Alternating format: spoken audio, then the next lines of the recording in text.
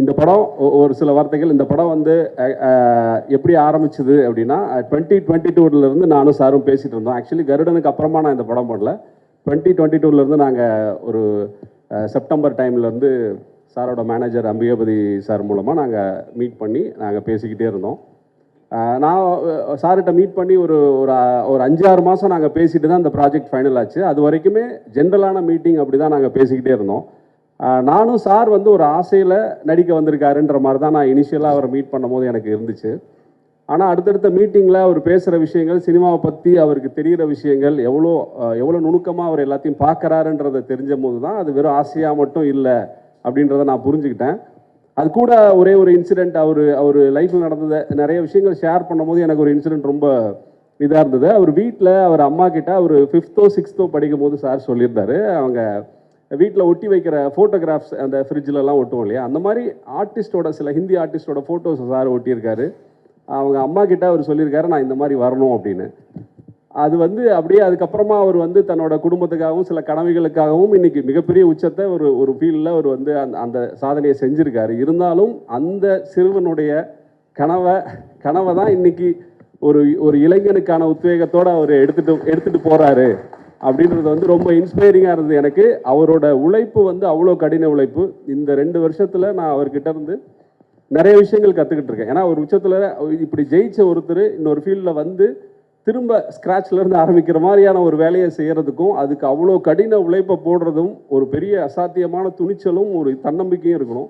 அது வந்து இந்த 2 வருஷத்தில் நான் அவர்கிட்ட பழகினதெல்லாம் எனக்கு ரொம்ப இன்ஸ்பைரிங்காக இருந்தது. நிறைய விஷயங்கள் நான் ஷூட்டிங்கில் நடந்ததெல்லாம் ஷேர் பண்ணணும். பட் இனிஷியலாக எனக்கு வந்து இந்த ப்ராஜெக்ட் ஆரம்பிக்கும் போது இருந்த அந்த கிக் ஸ்டார்ட் பண்ணும் போது இருந்த அந்த எனர்ஜி சொல்கிறேன். எனக்கு வந்து ஓகே, நம்ம வந்து ஒரு டைரக்டருக்கு வந்து என்ன இருந்தாலும் அல்டிமேட் இதுன்றது வந்து நம்ம நினைக்கிறத செய்யறதுக்கு அலோவ் பண்ணுற ஒரு producer.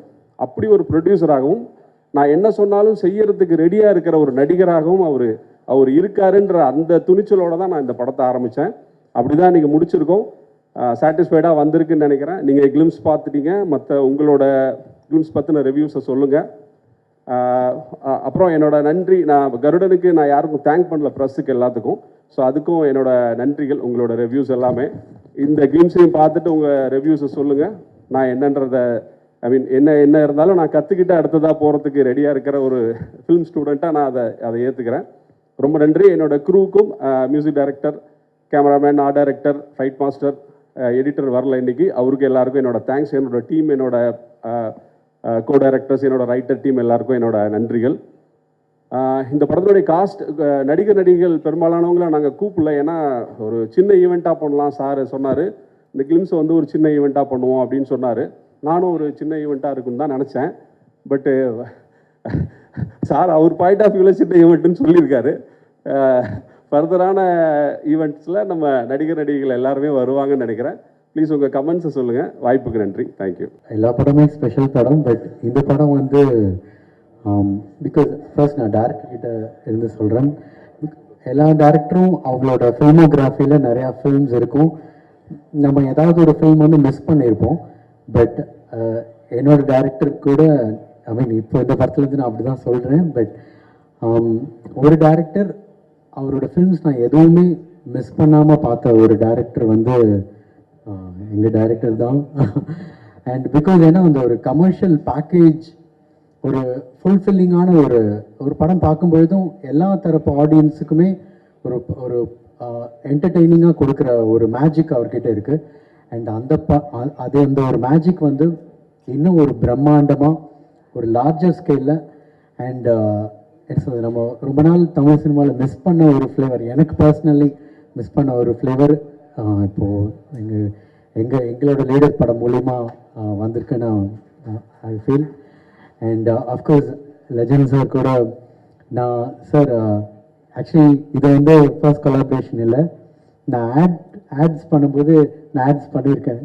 So and it's a special film. ஏன்னா எங்கே போனாலுமே வந்து நான் வந்து லெஜண்ட் சார் படம் பண்ணுறேன் அப்படின்னு சொல்லும்போது எனக்கு எல்லாருமே பாயிண்ட் அவுட் பண்ணிடல, ரொம்ப நல்லா பண்ணுங்கன்னு எனக்கு இன்ஃபேக்ட் துணிவப்போ நிறைய பேர் மிரட்டுவாங்க. அதுக்கப்புறம் எனக்கு லீடருக்கு வந்து நிறைய பேர் சொல்லிட்டு இருந்தாங்க, கண்டிப்பாக நீங்கள் பண்ணுங்கள், அந்த சாங்ஸ் எல்லாமே நல்லா ரீச் ஆகும், ஆடியன்ஸ் ஃபேமிலியாக பார்ப்பாங்கன்னு. அண்ட் இப்போ ஐ திங்க் ஒரு பக்கா ஒரு ஆல்பமாகவே I am very happy and think music கூட மறுபடியும் we have been traveling for a long time and இன்னும் நிறையா பேசணும் பட் அதுக்கான ஒரு ஈவெண்ட் இன்னும் இருக்குது அண்ட் ஐ ஃபீல் ரொம்ப ஹாப்பியான ஒரு மொமெண்ட்டாக இருக்குது and I think it is reflected in the film also thank you